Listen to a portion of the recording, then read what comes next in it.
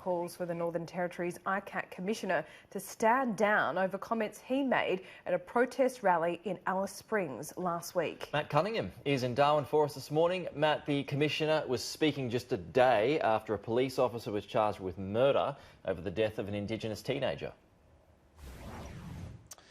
That's right, Pete, and these comments have caused quite a bit of controversy now. Ken Fleming was actually appointed by the Northern Territory Government to oversee investigations into the shooting death of Kumanjai Walker at the community of Yuendamu last Saturday. Now, just a day after Constable Zachary Rolfe was charged with murder over that incident, Ken Fleming attended a protest rally in Alice Springs. Here's a bit of what he had to say when he was there.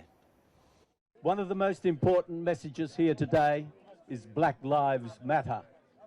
Anybody who says contrary to that is guilty of corrupt behaviour.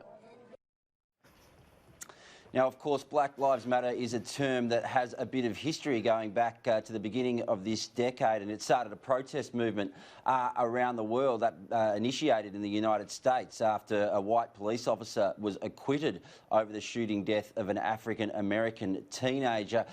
The Commissioner's comments have certainly raised eyebrows, and some are now calling for him to stand down over those comments. Among those people calling for his resignation is the former Attorney General of the Northern Territory, Darrell Manes. I caught up with him. Here's a bit of what he had to say.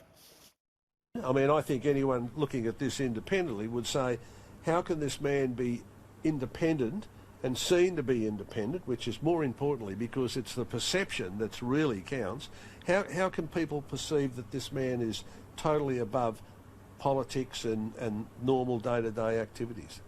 I don't think he could look himself in the mirror. I don't think he could say, yes, I'm giving that perception now.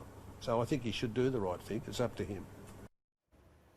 Now, I did ask the Chief Minister of the Northern Territory, Michael Gunner, if he still had confidence in the ICAC Commissioner, Ken Fleming, and if he intended to do anything in the wake of those comments. He said it wasn't up to him. There was an independent inspector of the ICAC, Bruce McClintock SC, who was responsible for taking any action if he believed that the ICAC Commissioner's comments were inappropriate. I contacted Bruce McClintock and he said it would be inappropriate for him to comment on this matter.